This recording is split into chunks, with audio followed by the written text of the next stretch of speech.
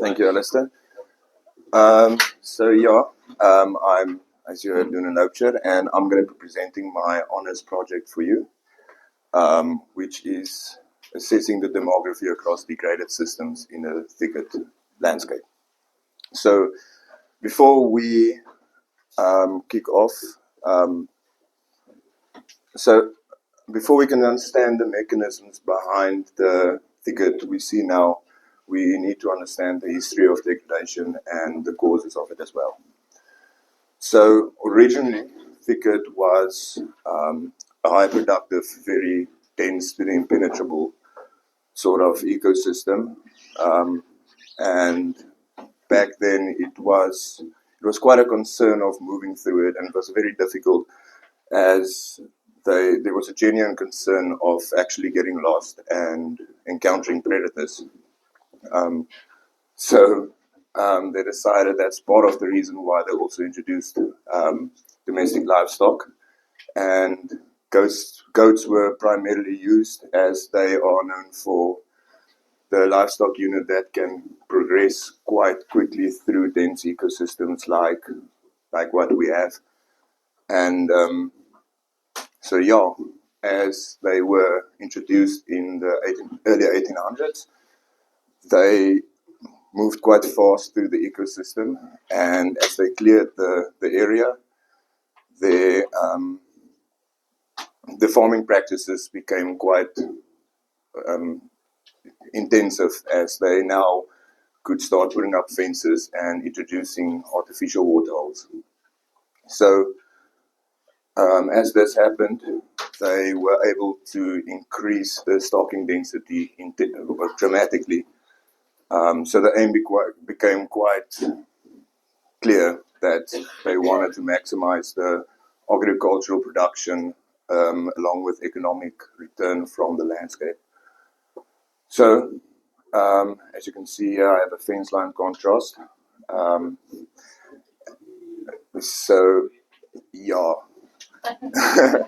Looks quite striking. So as these areas was opened up, essentially it shifted from a carbon-rich closed canopy system to an open degraded system. And here on the left-hand side is what we, is what we ecologists call an alternative stable state. So it's still a stable state, but has a higher affinity to non-Makaru species, and primarily dominated by grasses and dwarf shrubs. So,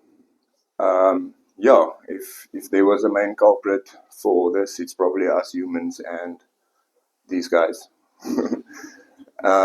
So this brings me to my aim, whereas as these systems shifted into the alternative state, and a very important question came to light, whereas question is whether woody canopy dominant species are able to naturally regenerate themselves, and whether recruitment is as effectively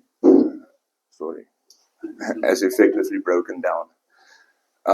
So using Pappea capensis, commonly known as jacket plum or prainboom, well, the reason why I use the species is because they're quite a dominant species across the thicket landscape, and they quite still abundant in the degraded systems as well. So using this species, I aim to investigate whether canopy species are successfully recruiting in degraded landscapes by looking for any evidence of recruitment. So I've sampled 5 degraded sites across mostly the western part of the Eastern Cape.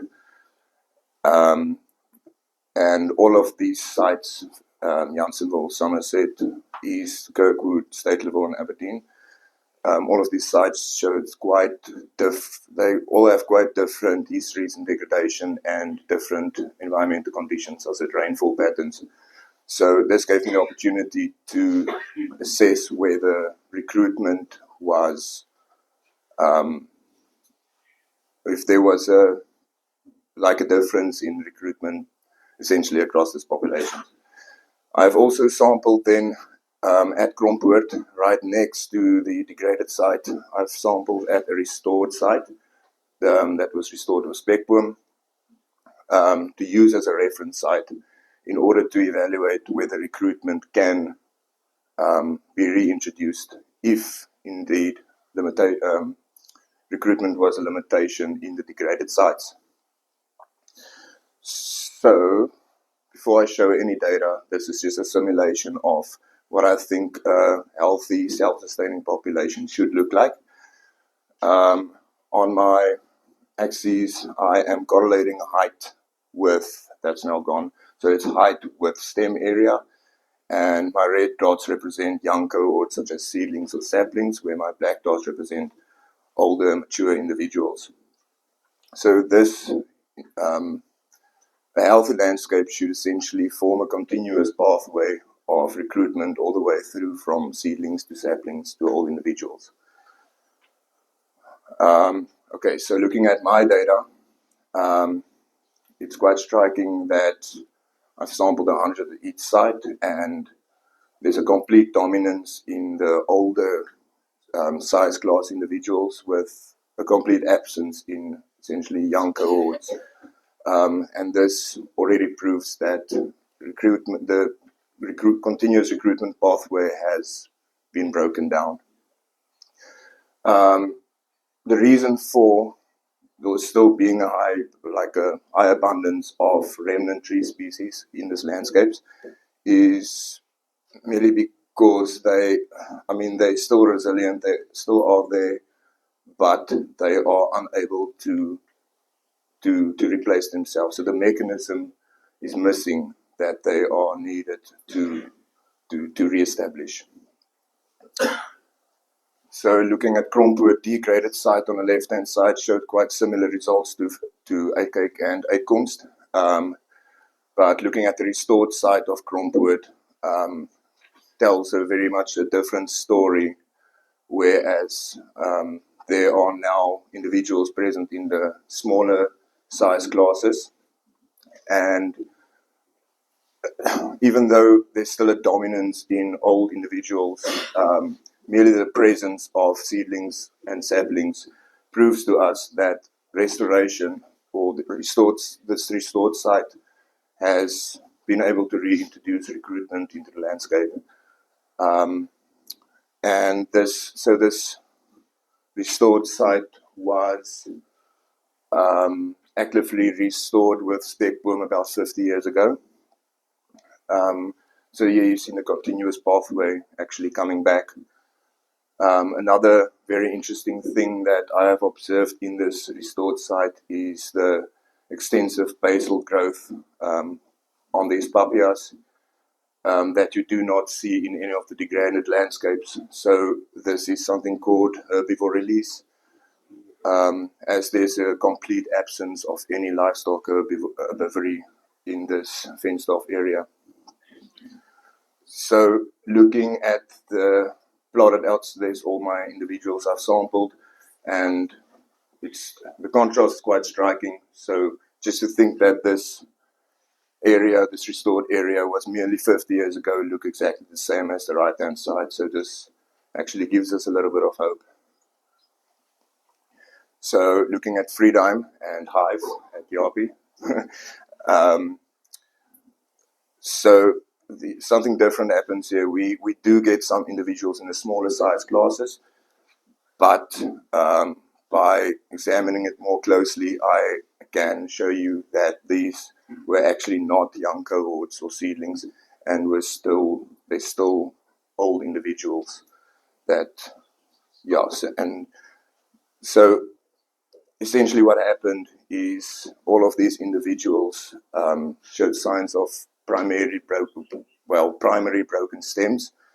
So this effectively reduced their size class significantly. And what also possibly could have happened is that some of these individuals has been established just after the others, so they were not able to grow past the browse line, and essentially being kept at a restricted height for the rest of their lives. But the main distinguishing factor I used is within the bark physiology. So these small-sized old plants generally has thick secondary old bark, whereas when you compare it to the true young cohorts at the 5 minutes, at the thick, the restored site with kind of thin primary bark. So this is just some stresses I've also evaluated in my sites. Erosion, referring to exposed roots at the bottom, and this puts very much stress on the tree. But so across all my sites, I have seen a very high abundance of erosion, except for at Freedom, but that can be rectified because Freedom was situated on a flat aspect, so we don't have so much runoff taking soil away. Missing branches was quite common as well across my sites, which is also primarily caused by drought stress. And then some biotic stresses I've looked at is army and caterpillar damage that essentially defoliates these trees, scale insect activity, and also presence of Viscum rotundifolium. So just to clarify, that Viscum is a bark parasite that essentially utilizes the nutrients directly from within the trees. And looking at so when you compare it to the restored site at Kirkwood, you can see that the erosion is significantly lower. So the replanting of speckworm was successfully able to recapture or retain the soil from, or to stop the runoff speed of the rain, and exceptionally low biotic stressors. So why do we get this biotic stress across the degraded landscapes? This is so it's thought it's a possibility that so these trees has essentially lost their defense against, or the chemical defense mechanisms, mainly due to drought stress. So they're not able to defend off these parasites, and so, or essentially the parasites. So at this point, a very valid question comes in: why should we care? So I was sampling only one species, but it's not about only one species. It's about the ecosystem in the whole. So if one of the most dominant canopy species, if recruitment has failed in one of the most dominant canopy species, Graaff-Reinet Thicket, concerns are rising of what has happened to the rest of the species that essentially has disappeared, and we might be facing an extinction debt.